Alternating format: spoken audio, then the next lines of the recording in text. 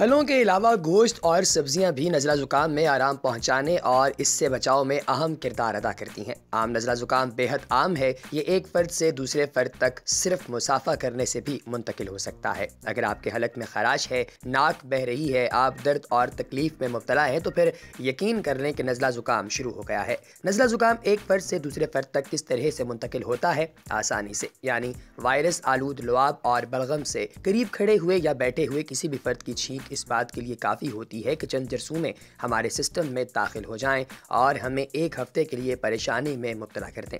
ग़िज़ा अलामती कैफियत को आराम पहुँचाने में अहम किरदार अदा करती है। विटामिन सी से भरपूर ग़िज़ाएँ, सड़ी फल जैसे कि ऑरेंज, स्वीट लाइम और लेमन, अमरूद, strawberry, grep fruit, kiwi fruit, टमाटर, ब्रोकली और बंद गोभी, पपीता और करम कला, केल आम नज़ला ज़ुकाम की शिद्दत को घटाने और इसकी मुद्दत को कम करने में मदद देते हैं। अगर हम विटामिन सी पर नोबेल इनाम याफ्ता और मुहक्किक लाइन्स पॉलिंग के मकूले पर अमल करें तो इसके मुताबिक ये ग़िज़ाएँ नज़ला ज़ुकाम से बचाव भी करती हैं। University of Wisconsin medicine USA के एक मुताले के मुताबिक निस्फ मरीजों को विटामिन सी 4 खुराकों में कुल 2000 मिलीग्राम मिकदार में दिए गए और बकिया निस्फ तादाद को नाम नहाद दवा दी गई।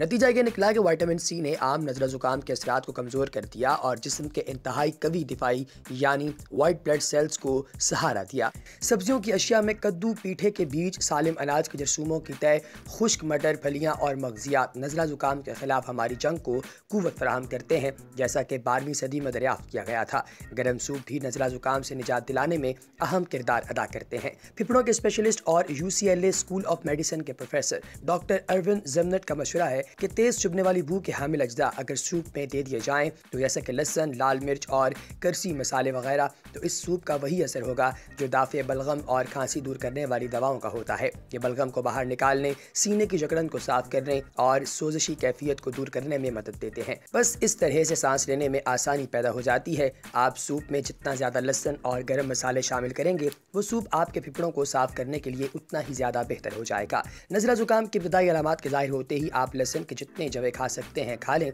अगर आपको इसका जायका ख़ास तौर पर नापसंद है तो इसके टुकड़े काट लें और गोलियों की तरह से निकल लें। पानी वो माया है जो नज़ला ज़ुकाम के अलामात से निजात दिलाने में मदद करता है। इसके अलावा बीमारियां जो डिहाइड्रेशन का सबब बनती हैं और वायरस जो डिहाइड्रेशन के माहौल में फ़रोग़ पाते हैं, पानी उनसे छुटकारा दिलाने में भी मदद देता है। जब गर्म माया हलक के रास्ते अपना रास्ता बनाते हुए नीचे जाता है तो वो हलक में बलगम के अस्तर को गीला कर देते हैं और वायरसों को अपने चुंगल में फंसा लेते हैं। इन्हें नीचे मैदे में पहुंचा देते हैं जहां पर ताकतवर हाजमा करने वाला तेज़ाब यानी एसिड्स उन्हें तबाह कर देते हैं। लिहाजा जब कभी आप नज़ला ज़ुकाम में मुब्तला हों तो बस ढेरों पानी पिएं और इन प्रोडक्ट्स से गुरेज करें जिनमें कैफीन शामिल होती है जो डिहाइड्रेशन का सबब बनती है। जब आपका सीना जकड़ा हुआ हो तो एक ग़िज़ाई शय जिससे गुरेज करें वो दूध है, क्योंकि ये कंजेशन की अलामात को बदतरीन बना देता है। इस अदराक के बरखिलाफ दूध बलगम का सबब नहीं बनता।